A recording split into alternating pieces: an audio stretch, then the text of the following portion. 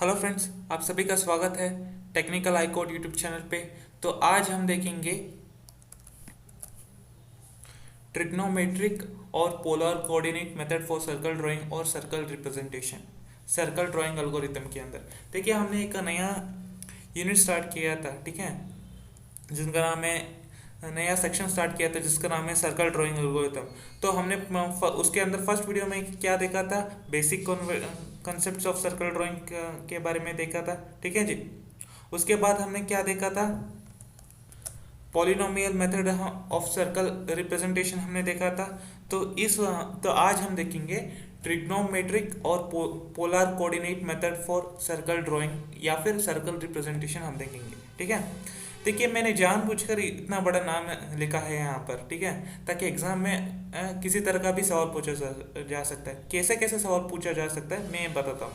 देखिए, या तो सवाल कैसे पूछ सकते हैं, trigonometric method for explain trigonometric method for circle drawing ऐसे पूछा जा सकता है, या फिर explain trigonometric method for circle representation ऐसा पूछा जा सकता है, या फिर explain polar coordinate method for circle drawing ऐसे पूछा जा सकता है, या फिर explain polar coordinate method for circle representation ऐसा भी पूछा जा सकता है, ठीक है। ताकि आपको, मैंने इसलिए इतना बड़ा नाम लिखा था, सब कुछ समझ आ सके, ताकि जो को भी एग्जाम में सवाल पूछा जा सके वो इसी का आंसर होता है, ठीक है। तो पिछले दो वीडियो में हमने देखा था कि basic concepts of circle drawing के बारे में क्या क्या होता है। उसके बाद हमने पॉलिनोमियल के बारे में देखा था। उसके बाद में हमने ट्रिग्नोमेट्रिक, आज हम ट्रिग्नोमेट्रिक बारे में देखेंगे, ठीक है। देखिए, पहला पॉइंट क्या कहता है, trigonometric function is used for representing circle. Trigonometric function, ठीक है, फंक्शन मतलब पिछले वीडियो में हमने पॉलिनोमियल फंक्शन क्या होता है, बेसिकली मतलब वेरिएबल होता है, उसके अंदर क्या होता है, पावर होता है, तो वो क्या कहता है, पॉलिनोमियल कहा जाता है। लेकिन यहाँ पर ट्रिग्नोमेट्रिक फंक्शन कहा गया है, तो क्या होता है, ट्रिग्नोमेट्रिक फंक्शन का मतलब यही होता है ना, sine theta, cos theta, tan theta, cot theta, sec theta, cosec theta, यही होता है। इनके थ्रू ही सारे फॉर्मूलाज निकलते हैं। तो इनके थ्रू क्या करते हैं, हम सर्कल को रिप्रेजेंट करते हैं, ड्रॉ करते हैं, ठीक है जी। लेकिन पहले हम इसके डायग्राम को देखकर समझ लेते हैं, ताकि बाद में हम इसको थोड़ा सा स्टडी करेंगे, ठीक है। ये है उसका तो डायग्राम। तो एक ये तो आपको पता ही है, वे Y axis, X axis minus X axis and minus Y axis, ठीक है जी। जब भी हमारा कोऑर्डिनेट या फिर ओरिजिन शुरू होगा वो 0,0 से ही शुरू होगा। ये हमारा ओरिजिन है जो कि 0,0 है, ठीक है। और मैंने इसलिए लाइन बनाए हैं यहाँ पर, ये 45 डिग्री तक हमें जाना है। देखिए, मैं बार बार नहीं बताऊंगा, ये मैं एक ही बार बताऊंगा। पूरे सर्कल के हमें अंदर हमें कितने पार्ट तक हमें फाइंड आउट करना है, सिर्फ 1/8 पार्ट तक ही फाइंड आउट करना है, ठीक है। 1/8 पार्ट तक कितना होता है, 45 डिग्री तक होता है, ठीक है। यहाँ से लेके यहाँ तक 45 डिग्री तक होता है। सिर्फ हमें यहाँ से लेके यहीं तक ही फाइंड आउट करना है, ठीक है। बाकी जो कुछ भी फाइंड आउट करना है वो 8 वे सिमेट्रिक, जो कि नेक्स्ट आने वाली वीडियो है उसके अंदर हम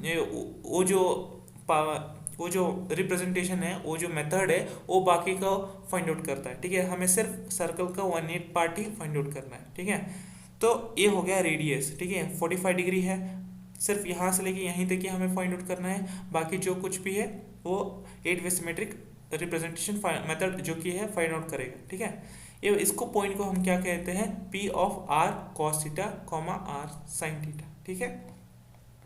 देखिए, बेसिकली ये क्या है, बेसिकली ये लाइन हम किस लिए यूज़ करते हैं, ये वाई एक्सिस को भी या फिर वाई एक्सिस को रिप्रेजेंट करता है। ये वर्टिकल है, ये भी वर्टिकल है, ठीक है। और ये क्या है, हॉरिजॉन्टल है, ये भी हॉरिजॉन्टल है, तो ये एक्स एक्सिस को रिप्रेजेंट करता है, ठीक है।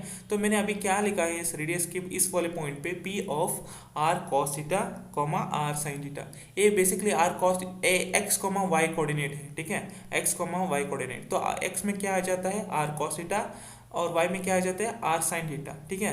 तो अभी बताइए, ये x कोऑर्डिनेट है, तो x कोऑर्डिनेट में इन दोनों में से कौन सा हुआ, r cos थीटा। तो मैंने यहाँ पर r cos थीटा लिखा। तो वर्टिकल में हमारे पास क्या लिया है, ये y कोऑर्डिनेट को रिप्रेजेंट करता है। तो p ऑफ x, y का मतलब क्या हुआ, y हमें लिखना चाहिए ना, r साइन थीटा। तो मैंने यहाँ पर r साइन थीटा लिखा, सही है। तो ये हमारा रेडियस है, तो हमें r मिल गया है, ठीक है। तो अब वापस आता है। तो इसी तरह एक्स और वाई हमारे पास कोऑर्डिनेट क्या हो गया, आर कॉस थीटा, यानी एक्स का क्या हुआ ए एक्स का आर कॉस थीटा, और वाई का क्या हुआ आर साइन थीटा। सही है। उसके बाद हम क्या करें, वेर टीटा का हमारे पास क्या मतलब होता है, टीटा एक एंगल को रिप्रेजेंट करता है। तो बेसिकली मैं यही बता देता हूँ, ट्रिग्नोमेट्री का मतलब तो मैंने बता दिया कि sine theta cos theta tan theta cot theta sec theta cos theta, इन्हीं को मेथड से हम क्या करते हैं, फॉर्मूला हमारा निकलता है। लेकिन ये कोऑर्डिनेट मेथड क्या होगा, इसको थीटा कहा जाता है या फिर रेडियस कहा जाता है या फिर एंगल कहा जाता है। ठीक है, ये बेसिकली थीटा का मतलब क्या है, एक कोऑर्डिनेट मेथड का हो जाता है करंट एंगल। ठीक है, अभी करंट एंगल क्या है 45 डिग्री है, जो कि मैंने इसको थीटा से रिप्रेजेंट करता हूँ। ठीक है, आर का मतलब क्या हो जाता है, रेडियस ऑफ द सर्कल। ये पी क्या होता है, radius of the circle. R क्या होता है, 45 डिग्री पे ना है, ये line a radius of the circle है, जो कि एक्स और वाई मैंने बता दिया कि X coordinate and Y coordinate. ठीक है, उसके बाद मैंने क्या लिखा है, the scan converting circle using polar coordinate method. The scan converting का मतलब क्या हो जाता है, the scan converting circle, scan converting का मतलब क्या हो जाता है, देखिए हम ये जो भी सर्कल हम बना रहे हैं, हम क्या हाथ से बना रहे हैं, नहीं, स्क्रीन के ऊपर लगाना है। कौन से स्क्रीन पे, रास्टर स्क्रीन पे। ठीक है, रास्टर पे बेसिकली स्क्रीन कैसा होता है, पिक्सल टू पिक्सल होता है, यानी कि लाइन बाय लाइन होता है। तो क्या करता है बेसिकली, बीम क्या करता है, लाइन बाय लाइन स्कैन करता है। यहाँ पे बीम ऑन है, बीम ऑन से लेके वन लाइन स्कैन करता है और ऑफ हो जाता है बीम, ताकि वो नेक्स्ट लाइन तक पहुँचे, फिर ऑन हो जाता है बीम, फिर ये नेक्स्ट लाइन तक स्कैन करता है, फिर ऑफ हो जाता है, फिर नेक्स्ट लाइन तक ऑन हो जाता है, जब अब यहाँ पर ऑन, इसी तरह लास्ट तक पहुँचता है, फिर ऊपर जाता है बीम। ठीक है, तो क्या कहने का मतलब क्या है, बीम स्कैन करता है from left to right and top to bottom and back to top. ठीक है, यूजिंग पोलर कोऑर्डिनेट मेथड। ठीक है, इस वाले पे भी हम रास्टर स्कैन मेथड को ही इम्प्लीमेंट कर रहे हैं। Is achieved by stepping theta from 0 to π/4। ठीक है, radian, and each X and Y value is calculated. यानी कि हम कहाँ से शुरू करें, बाय स्टेपिंग टीटा, जो कि टीटा वैल्यू को हम कहाँ से शुरू करें, फ्रॉम 0। ठीक है, जो कि हमने 45 डिग्री पे हमने सिर्फ 45 डिग्री तक की हमें फाइंड आउट करना है, क्योंकि ये 1/8 का पोर्शन होता है सर्कल के अंदर। 8 का मतलब ये क्या, 1/8 का मतलब क्या होता है, 2 हो गया। 1/8 का मतलब 1 2 3 4 5 6 7 8। ठीक है, इसी तरह 1/8 का की फाइंड आउट करना है, इसलिए हमने लाइन बनाया। तो क्या हो गया, टीटा मैंने यहाँ पर बना दिया। ठीक है, तो इसको मैंने एक लाइन बना दिया जिसको रेडियस कहा, उसके बाद अंदर मैंने एक टीटा बना दिया। और ये टीटा कहाँ से शुरू होगा, बेसिकली 0,0 जो कि ओरिजिन है वहाँ से स्टार्ट होगा, और एक कब तक स्टार्ट होगा, कब तक, π/4 रेडियन तक। ठीक है, π/4 का मतलब क्या होता है, बेसिकली यहाँ पर पाई का मतलब क्या होता है, बेसिकली 180 डिवाइडेड बाय 4, जो कि 45 डिग्री होता है। सही है, 45 डिग्री का मतलब मैंने अभी बताया कि 1/8 पोर्शन ऑफ सर्कल का होता है। तो अब मैं ऐसा लिख सकता हूँ कि 45 इंटू 8 का कितना हो जाता है, 360 डिग्री, जो कि हमारे पास टोटल कितनी डिग्री का सर्कल होता है, 360 डिग्री का सर्कल होता है। सही है, तो कहने का मतलब ये है कि हमें सिर्फ और सिर्फ 0 से लेके π/4 तक की फाइंड आउट करना है, यानी कि 1/8 तक की हमें फाइंड आउट करना है। जो कि बाकी का पोर्शन क्या है, जो कि आने वाले, जो कि दूसरा मेथड जो कि 8 वे सिमेट्री, वो फाइंड आउट करेगा। ठीक है, जो कि नेक्स्ट वीडियो में मैं उसके बारे में डिटेल में बताऊंगा।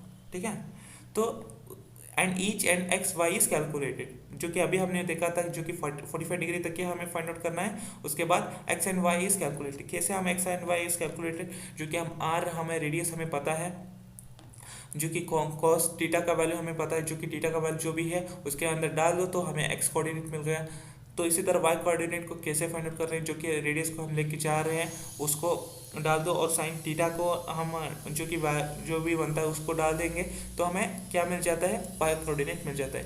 देखिए ऊपर ऊपर से ही हम देखेंगे, क्योंकि ये डीप वाली चीज़ जाने की ज़रूरत ही नहीं है इस कॉन्सेप्ट के अंदर। ठीक है, सिर्फ हमें ऊपर से ओवरव्यू से ही हमें समझना है।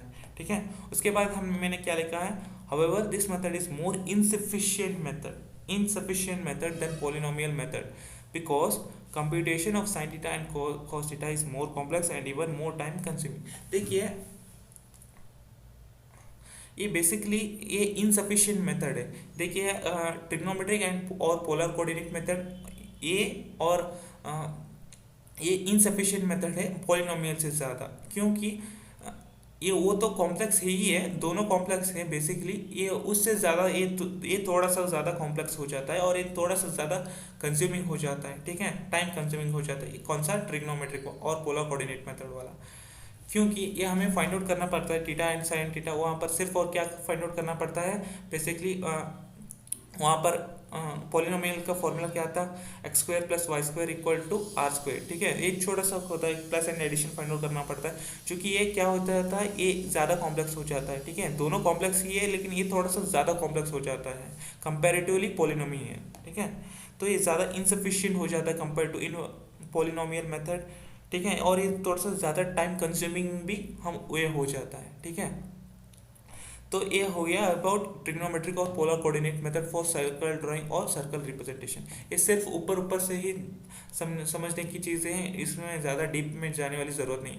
तो अभी क्या, कभी कभी क्या हो जाता है, कभी कभी एग्ज़ाम में स्टेप्स भी लिखने को बोल दिया जाता है। आपको ये तो लिखना ही है, ये सारे सब कुछ आपको लिखना ही है, उसके साथ डायग्राम भी ड्रॉ करना है। साथ ही साथ कभी कभी क्या हो जाता है कि स्टेप्स भी बोला जाता है कि right the steps of trigonometric circle representation, या फिर स्टेप्स फॉर सर्कल ड्राइंग, या फिर इसी तरह का steps for polar coordinate method circle drawing, या फिर steps for polar coordinate method for circle representation, ऐसा कुछ पूछा जा सकता है, ठीक है। तो कभी तो इसी के बेसिस में आपको एक अलगोरिथम लिखना है, ठीक है। अलगोरिथम या फिर स्टेप्स लिखने को बोला जाता है, तो उसको इसी के हिसाब से जो अभी मैंने लिखा है समझाया है आपको, इसी के हिसाब से आपको अलगोरिथम लिखना है। क्योंकि मैंने अभी एक्सप्लेन किया उसी के हिसाब से मैंने कुछ यहाँ पर पॉइंट्स लिखे हैं, स्टेप्स लिखे हैं, या फिर अलगोरिथम लिखा है, तो इसी के हिसाब से हमें फाइंड आउट करना है। तो कि हमें सबसे पहले स्टार्ट करना है, उसके बाद सेकंड पॉइंट मैंने क्या लिखा है कि हमें रेडियस को फाइंड आउट करना है, जो कि 45 डिग्री एंगल तक बनता है, ठीक है। उसके बाद मैंने क्या किया, read the angle theta from 0 degree, ठीक है।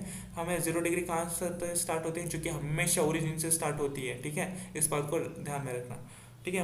उसके बाद हमें क्या करना है, put the theta value and radius value in the equation to find X and Y value, जो कि अभी मैंने बताया, जो कि एक्स एंड वाई वैल्यू को फाइंड आउट करने के लिए जो कि थीटा वैल्यू को इक्वेशन पे डाल देनी है, रेडियस को हम मान के चल रहे हैं, और कॉस थीटा के अंदर थीटा वैल्यू हम डाल रहे हैं, तो हमें क्या मिल जाएगा, एक्स वैल्यू मिल जाएगी। इसी तरह हमें फाइंड वाई कोऑर्डिनेट को फाइंड आउट करने के लिए तो हमें क्या करना पड़ेगा, रेडियस एंड थीटा वैल्यू को हमें डाल देना है, तो हमें क्या मिल जाएगा, वाई कोऑर्डिनेट हमें मिल जाएगा, ठीक है। ये भी सिर्फ ऊपर से बताने की चीज़ है, ठीक है। तो उसके बाद मैंने क्या किया, when we reach 45 degree calculate then we have to stop. क्यों हमें स्टॉप करना है 45 डिग्री पे, जब हमारे पास जीरो से लेके हम जीरो से, अभी मैंने बताया कि हम कहाँ से शुरू कर रहे हैं, rate the angle theta from 0 angle, तो हम थीटा एंगल 0 से स्टार्ट करें, तो हमें जब हम 45 डिग्री तक पहुंचते हैं, 45 डिग्री तक पहुंचते हैं, तब हमें स्टॉप कर देनी है। क्यों फाइंड स्टॉप कर देनी है, मैं बार बार बता रहा हूँ, क्योंकि हमें सिर्फ 1/8 portion of the circle he find out करना है। बाकी का जो भी पोर्शन है वो कौन फाइंड आउट करेगा, 8 वे सिमेट्रिक मेथड फाइंड आउट करके देगा, ठीक है।